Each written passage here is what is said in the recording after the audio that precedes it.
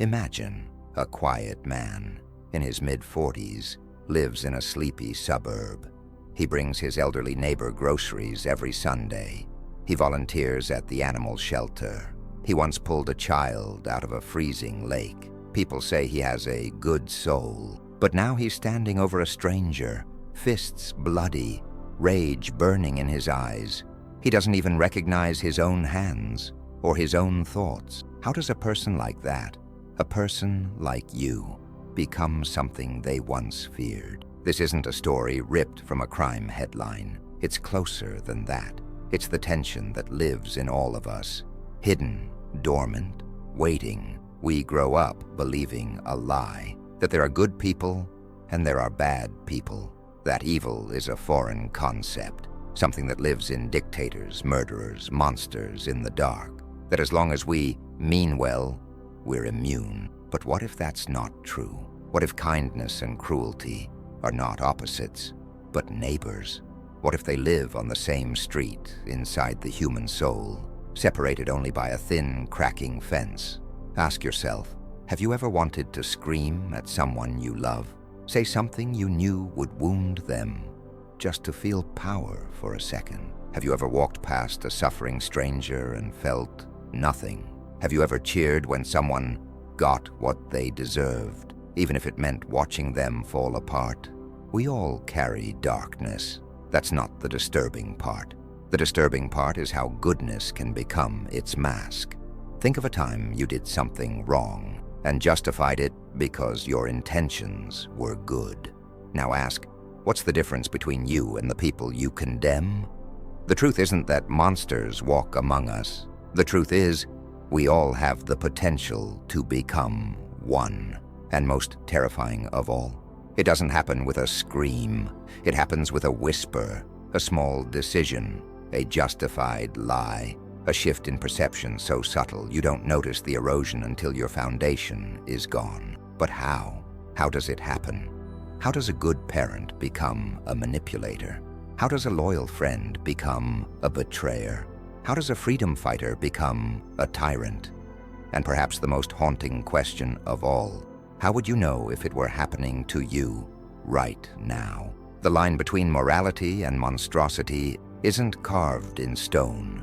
It's drawn in sand, reshaped by time, pressure, pain, and sometimes the need to survive. Aldous Huxley once said that the surest way to corrupt a man is to teach him to hate what is wrong more than he loves what is right.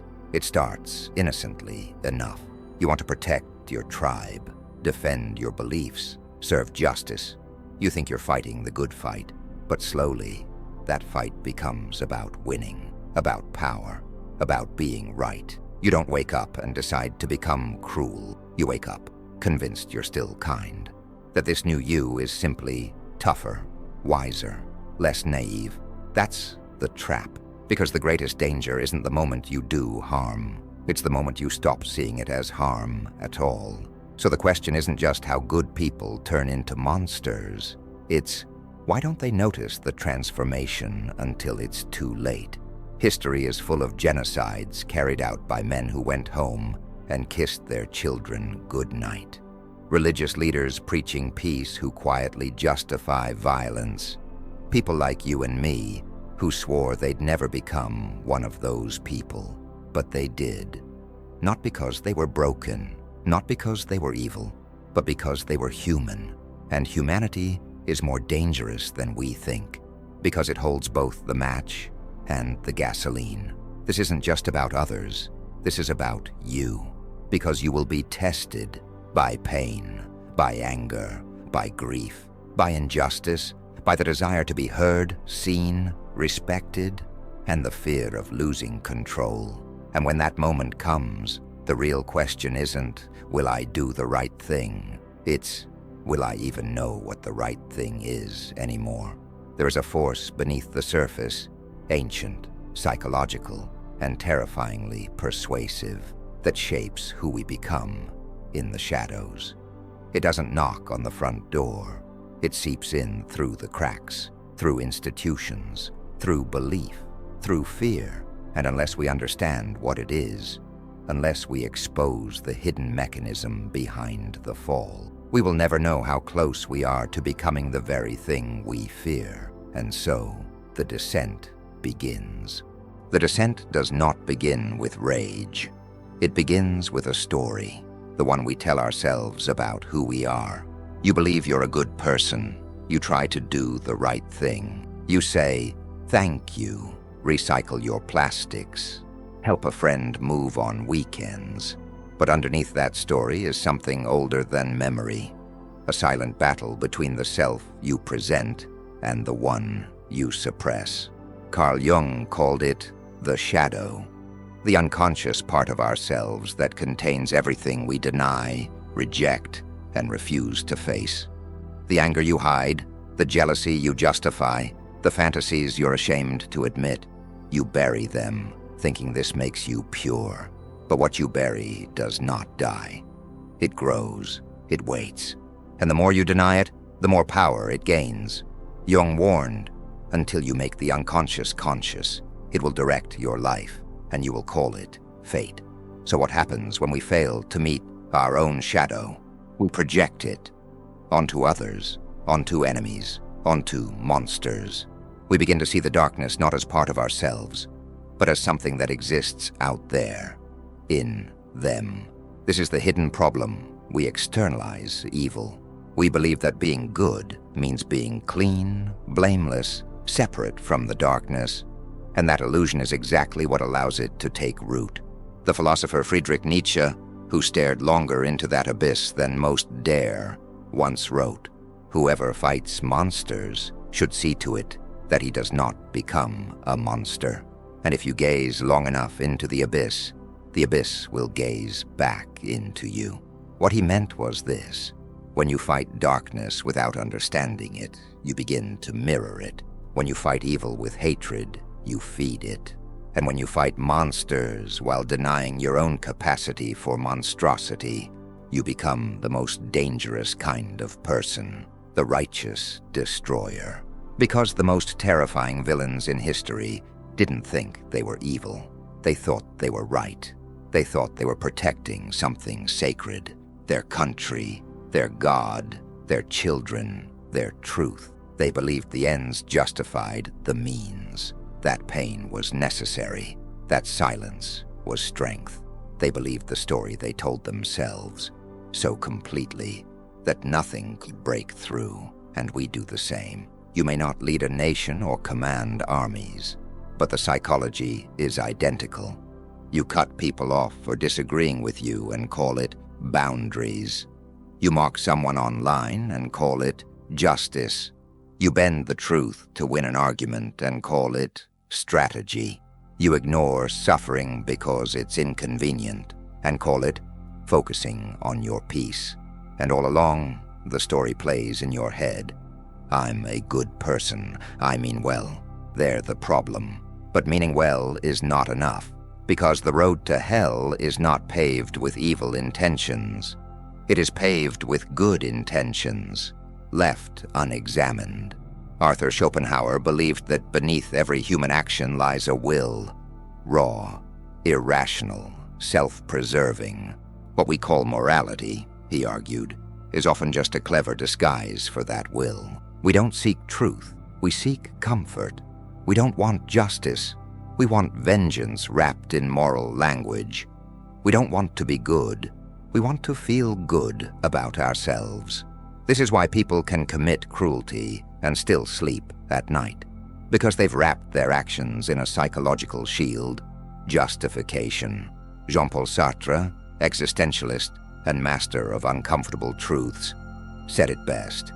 We are our choices, not our beliefs, not our intentions, our choices. Especially when no one is watching, and yet so few people truly choose. They react, they conform, they follow. Why? Because it's easier to obey than to take responsibility. Easier to fit into a system than to confront it.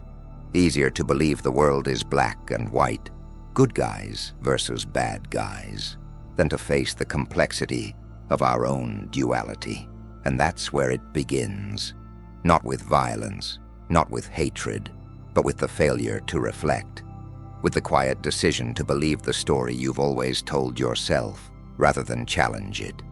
Because if you never question that story, you may one day wake up wearing a mask you no longer recognize, a mask that grew slowly, piece by piece, stitched together from pride, fear, pain, and a desperate need to be right. And the most tragic part? You'll still think you're the hero, but what if the only way to stay human is to admit how inhuman we are capable of becoming? What if goodness isn't a trait, but a discipline, a daily confrontation with your own potential for darkness? What if morality isn't something you are, but something you do, even when it hurts? These are not comfortable questions, but they are necessary ones. Because the real danger is not the monster in the mirror. It's the day you stop looking. But what happens when we don't stop? When we keep justifying, obeying, conforming, day after day, year after year? What happens when society rewards the mask more than the soul? In the next section, we'll uncover the chilling consequences that unfold. Not in a scream, but in silence. It doesn't begin with a scream. It begins with a shrug. You tell a white lie to avoid conflict. You laugh at a cruel joke to fit in. You stay silent when something feels wrong, because speaking up might cost you something. And each time, you whisper to yourself, it's no big deal. It's just this once. But it never is. Because every decision reshapes you, not all at once, not in ways you can see, but slowly, invisibly, like rust spreading through iron. Until one day, what used to bother you doesn't. What once felt wrong feels normal, and what was once unthinkable becomes routine. This is the true danger, not sudden collapse, but gradual erosion, not monsters crashing through walls, but small compromises slipping through the cracks of your everyday life. The human brain is wired for adaptation. Neuroscience calls it neuroplasticity, the brain's ability to reorganize itself based on repeated behaviors. The more you act in a certain way, the more that behavior becomes your default. Lie once, it's uncomfortable. Lie 20 times, it's a reflex. We become what we repeatedly do. And unexamined actions, over time, shape unconscious identities. Psychologists call this the foot-in-the-door phenomenon. You agree to a small request, then a slightly bigger one, then one more, and eventually, you find yourself doing something you never would have imagined. All because it didn't feel like one big leap. It felt like a staircase, and you never noticed the slope. Now multiply that by millions of people. A society where kindness becomes weakness, where disagreement becomes a threat, where silence is safer than truth, where cruelty is hidden beneath policy, profit, or performance. The unseen consequence isn't just personal, it's collective. A world that normalizes moral decay in such small doses, we forget it's happening at all.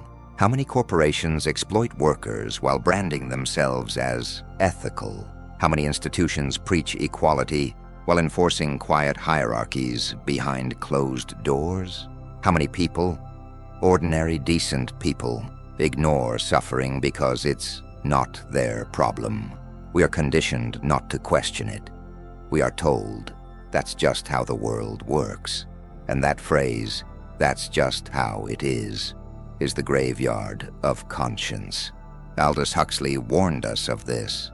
In Brave New World, the dystopia wasn't built on fear or violence, but on comfort, on pleasure, on distraction. The people weren't enslaved by chains. They were sedated by ease. When injustice becomes ambient noise, we stop hearing it. And when moral compromise becomes cultural wallpaper, we stop seeing it. Consider this. How many times have you scrolled past suffering today? How many faces in pain did you glance at and forget seconds later? How many people did you dehumanize with a label? Crazy, idiot, enemy. Because it was easier than empathizing? You didn't feel like a monster. You felt normal, efficient, focused, maybe even righteous. That's the most dangerous part. The most devastating evils in history weren't committed by snarling villains. They were carried out by people who filed paperwork, followed orders, clicked buttons. They didn't feel powerful. They felt small and powerless to resist the system they were inside. The sociologist Hannah Arendt called it the banality of evil. The idea that monstrous acts often come not from sadism, but from thoughtlessness. A failure to think deeply, a failure to feel fully, a failure to remember that behind every problem is a person. So what happens when those small failures add up? We begin to forget who we are. We stop asking questions. We stop checking our motives. We stop hearing the faint voice of the conscience, drowned out by noise, efficiency, urgency, and eventually we stop feeling anything at all. The soul doesn't shatter like glass.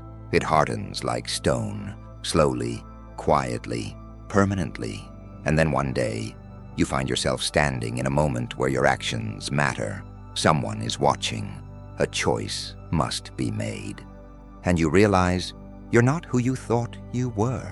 Not because you changed in a moment, but because you changed in a million unnoticed ones. And the tragedy? No one will warn you. No alarm will sound, because everyone around you is doing the same. This is the price of unconscious living. This is the cost of not reflecting. The monster doesn't arrive with horns or fire. It arrives dressed like you, wearing your voice, holding your beliefs, and no one notices. Not even you, unless you wake up. But how? In the next section, we'll begin the rebellion. We'll uncover how to reverse the descent, how to recognize the trap and step off the staircase. Because the only thing more powerful than the forces that shape us is the decision to shape ourselves. Rebellion doesn't begin with raised fists. It begins with a whisper. No. No to the lie that this is just how the world works. No to the belief that silence keeps you safe.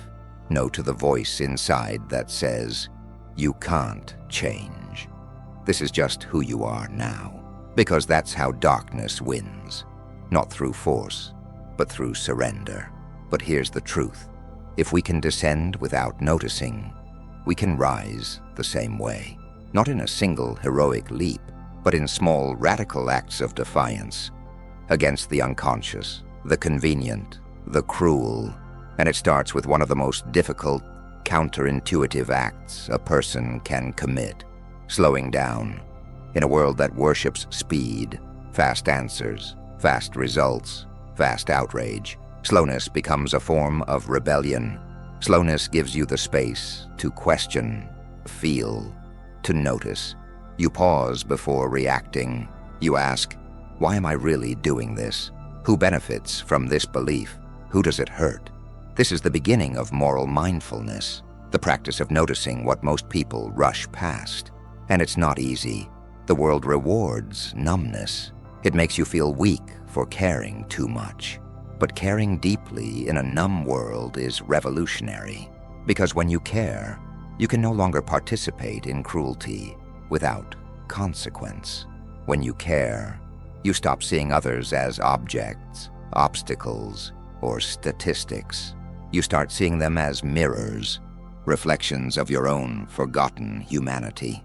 History shows us what happens when people remember this. There's the man in Nazi Germany who, despite risk of death, hid Jewish families in his basement. The whistleblower who exposed war crimes. The young woman who faced tanks with flowers in her hands. These people weren't saints. They weren't fearless. They were people who, in the face of darkness, chose to remain fully human. And you don't have to face tanks to do the same. Sometimes rebellion looks like speaking up in a meeting. Sometimes it's refusing to laugh at the joke everyone else finds funny. Sometimes it's telling the truth, even when your voice shakes.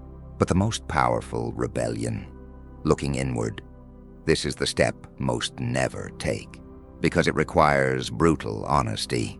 To admit you've been asleep, that you've hurt people, that you've justified things that can no longer be justified. But the moment you do, you begin to reclaim your power. Philosopher Viktor Frankl, who survived the Holocaust, wrote, "Between stimulus and response there is a space. In that space is our power to choose our response. In our response lies our growth and our freedom. This space is where your rebellion lives." The world will try to take that space from you, with fear, with shame, with pressure to conform. But no one can take it unless you give it away, and once you reclaim it, you begin to reshape not just your actions, but your identity. You stop needing to see yourself as the good person. Instead, you become someone who chooses good again and again. Not because it's easy, but because it's right. This is the shift. From identity to integrity. From moral performance to moral courage. From avoiding darkness to facing it and choosing the light anyway.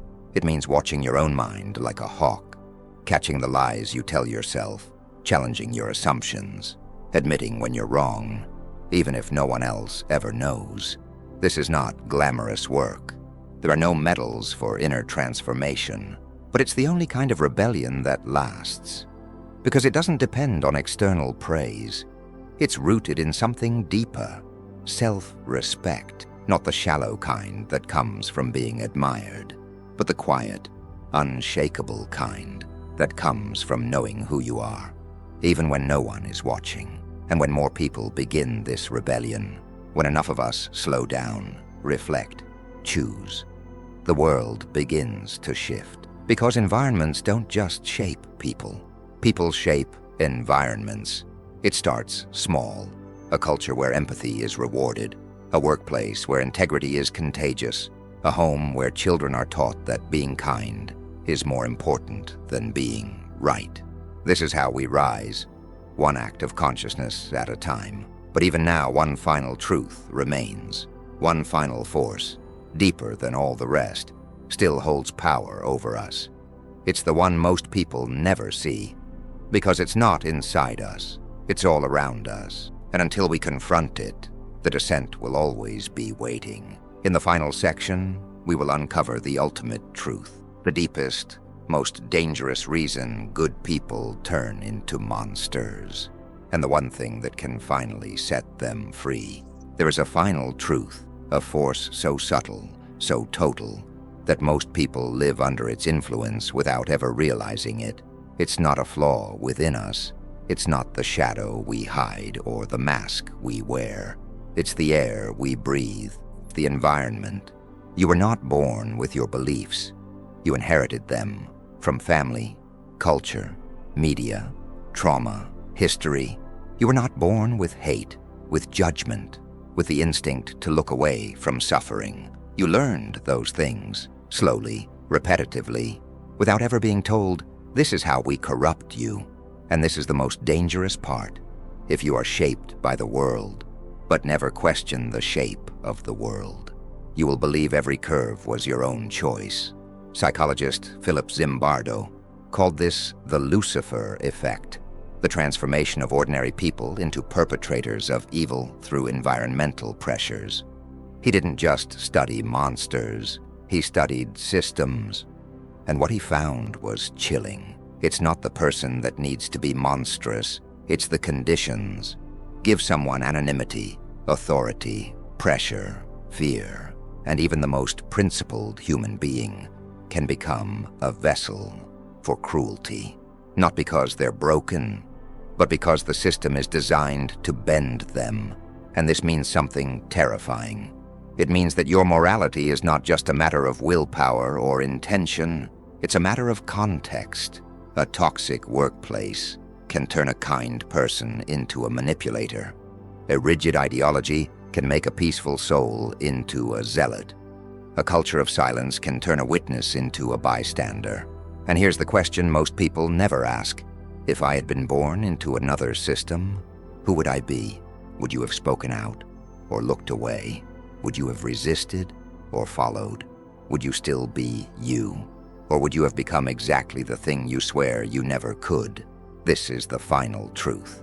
There are no monsters, There are only people, people shaped by forces they don't see, playing roles they never consciously chose, repeating patterns they didn't write. But here's what makes this terrifying truth also liberating. If the world shapes you, you can reshape the world. You can interrogate the systems you participate in. You can ask why success is measured by profit instead of purpose, why strength is defined by dominance instead of compassion, why history celebrates conquerors but forgets the peacemakers.